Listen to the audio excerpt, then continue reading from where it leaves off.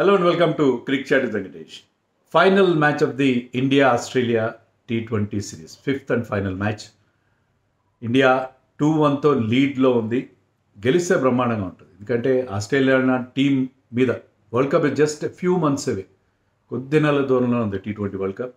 So Australian team మీద ఈ point of టైంలో ఒక T20 సిరీస్ గెలిస్తే చాలా చాలా మొరల్ బూస్టింగ్ అవుతుంది ఖచ్చితంగా, దాంట్లో ఎలాంటి డౌట్ లేదు.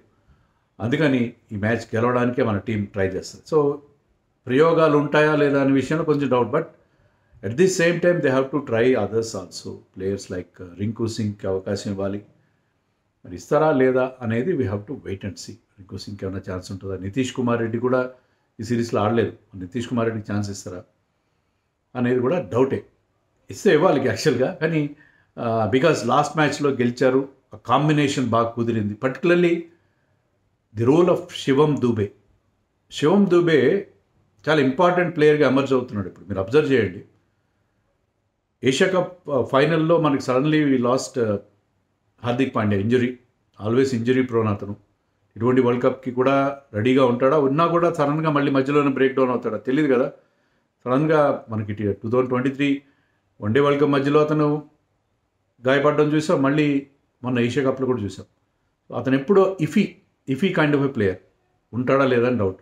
So we have to think about another seam bowling allrounder కావాలి, థర్డ్ సీమర్ కావాలి మనకి ఇండియాలో. పర్టికులర్లీ వరల్డ్ కప్ ఇండియాలో జరగబోతుంది కాబట్టి T20 వరల్డ్ కప్ మీకు ముగ్గురు స్పిన్నర్స్ ఎట్లా టీంలో ఉంటారు, ఇద్దరు specialist pacers, front line pacers ఉంటారు, and third seamer can be okay if you could give you couple of overs. ఎక్కువ అక్కర్లేదు, మొత్తం 4 ఓవర్లు వేసే హార్దిక్ పాండ్యా టైప్ బౌలర్ కాకపోయినా పర్లేదు, కపుల్ ఆఫ్ ఓవర్స్ వేస్తే సరిపోతుంది. సో ఆ రోల్లో I think Shivam Dube has been doing very well. Asia cup final చూడండి, చాలా ఇంపార్టెంట్ స్పెల్ వేశాడు.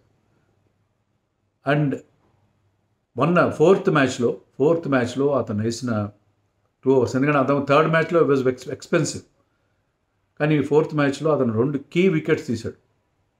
మిచెల్ మార్ష్ వికెట్ తీశాడు, టిమ్ డేవిడ్ వికెట్ తీశాడు. ఇద్దరు కూడా మంచి ఫామ్లో ఉన్న ప్లేయర్స్, ఇద్దరు కూడా 6 hitting ఎబిలిటీ ఉన్న player. They can take the match away from you, match winning kind of and expected kind of an players. వాళ్ళిద్దరిని అవుట్ చేయడం అది టీంకి చాలా పెద్ద ప్లస్ అది. ఎందుకంటే శివం దుబే ఒకప్పుడు just ordinary trundler medium pacer, very very predictable, అంటే పెద్దగా వేరియేషన్స్ లేవు అని అనిపించేది. కానీ Morne Morkel our bowling coach, నాకు అతని మీద మంచి అభిప్రాయం లేదు ఇప్పటివరకు, but I have to change my opinion. Morne Morkel it seems has worked on his bowling a lot. Shivam Dube also acknowledge that Morne Morkel నాకు చాలా ట్రిక్స్ నేర్పారు. ఎందుకంటే మార్నే మార్కల్ కూడా ఇతను tall bowler. Shivam Dube is not as tall as Morne Morkel, but ఈ 6+6'2" ఎంతో height ఉన్నాడు. So ఆ టాల్ బౌలర్ ఎలాంటి లెంత్ వేయాలి అనేది, తర్వాత అతను ఆ కటర్స్ వేస్తున్నాడు, తర్వాత he's using that slower ball very well. Short బాల్ని ఎలా యూజ్ చేయాలి, మొన్న 2 వికెట్లు షార్ట్ బాల్తో వచ్చినది, మార్ష్ని ఎలాగ అవుట్ చేశాడు. And he surprised Tim David who is in great form. ఆ ఓవర్లోనే ఒక 6 కూడా కొట్టినట్టు అతని బౌలింగ్లోనే, కానీ ఆ షార్ట్ బాల్తో సర్ప్రైజ్ చేసి అతను అవుట్ చేశాడు. So Shivam Dube he's come of age. అది అక్కడ మీకు పర్టికులర్గా అతనికి ఇచ్చిన బ్రీఫ్ ఏంటంటే, ground Carrara Oval in Gold Coast it's big ground, side boundaries చాలా పెద్దగా ఉన్నాయి, దాంట్లో మీరు షార్ట్ బాల్ వేస్తే మీకు సేఫ్ అది. ఎందుకంటే అంత పెద్ద బౌండరీ క్లియర్ చేయడం కష్టం అవుతుంది. క్లియర్ చేశారు కొన్ని సందర్భాల్లో, కానీ యూజువల్గా మీకు అది సేఫ్ థింగ్. మీరు అంతకైతే 2 runs ఇస్తారు, మ్యాక్సిమం 3 runs ఇస్తారు, అందుకని బౌండరీ కానీ 6 కానీ వచ్చే అవకాశం ఉండదు, 4 కానీ 6 కానీ.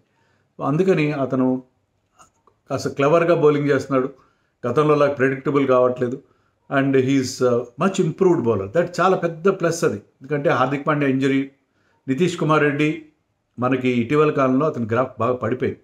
సో నితీష్ కుమార్ రెడ్డి ఇప్పటికీ అతను he still in the scheme of things. Particularly red బాల్లో అతను ఖచ్చితంగా శివం దుబే కంటే చాలా ముందు ఉన్నాడు, బట్ వైట్ బాల్లో శివం దుబే ఇప్పుడు చాలా ముందుకు వచ్చాడు. So I think Shivam Dube మీద ఇక్కడ కూడా ఫోకస్ ఉంటుంది. ఐ డోంట్ థింక్ నితీష్ రెడ్డికి ఛాన్స్ ఇస్తారు శివం దుబే పక్కన పెట్టాను, కానీ you can never be sure about this Gautam Gambhir regime. But Shivam దుబేని ఆ రోల్లో మనం ఖచ్చితంగా చూడాలి అనేది నేను అనుకుంటున్నాను. సో ఇండియన్ టీంలో యూజువల్లీ అలాంటి మార్పులు ఉండకపోవచ్చు. రింకు సింగ్ వస్తే బాగుంటుంది, but who's expensive will come, కష్టం కదా. సో సో రింకు సింగ్ వచ్చే అవకాశాలు తక్కువ. సో సేమ్ టీం ఉంటుంది. సంజు శాంసన్ కూడా వచ్చే అవకాశాలు కనబట్టలేదు.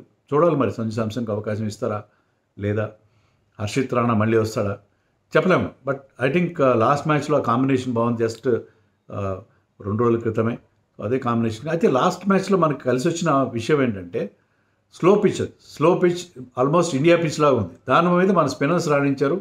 ఈవెన్ మన బౌలర్స్ కానీ మన బ్యాటర్స్ కానీ అది చాలా అలవాటైంది. ఆస్ట్రేలియా వాళ్ళు the struggled against our spinners and the slowness of the pitch. వాళ్ళకి ఏంటంటే ఇండియాలో జరిగే వరల్డ్ కప్లో ఇలాంటి పరిస్థితులు ఉంటాయనేది ఒక ఖచ్చితంగా అర్థమైంది.